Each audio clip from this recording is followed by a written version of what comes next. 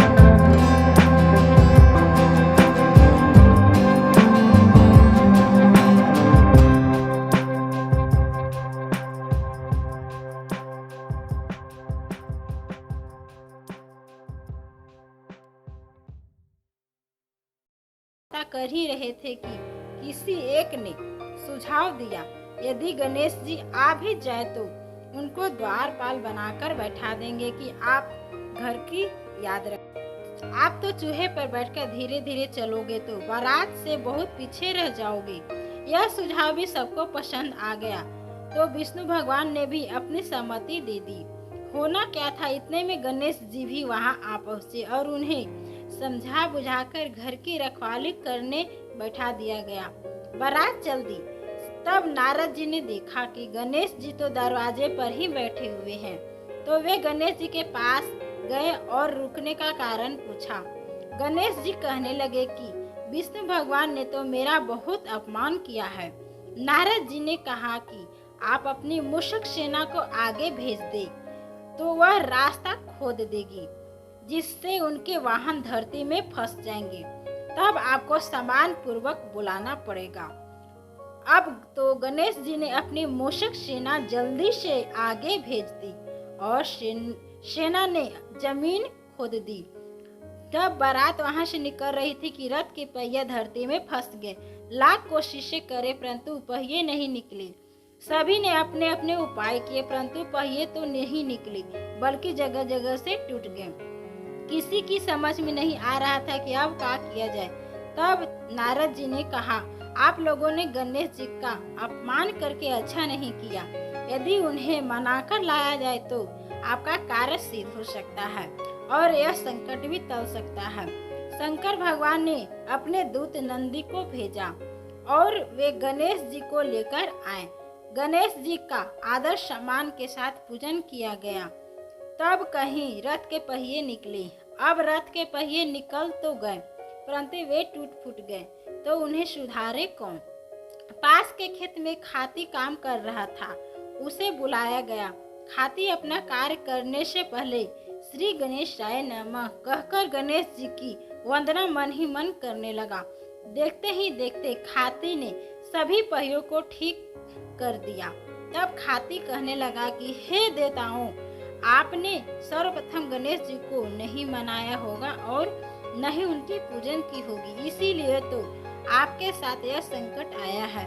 हम तो मूर्ख अज्ञानी हैं, फिर भी पहले गणेश जी को पूजते हैं, उनका ध्यान करते हैं। आप लोग तो देवता गण हैं, फिर भी आप गणेश जी को कैसे भूल गए। अब आप लोग भगवान श्री गणेश जी की जय बोलकर जाएं, तो आपके सब काम बन जाएंगे और कोई संकट भी नहीं आएगा।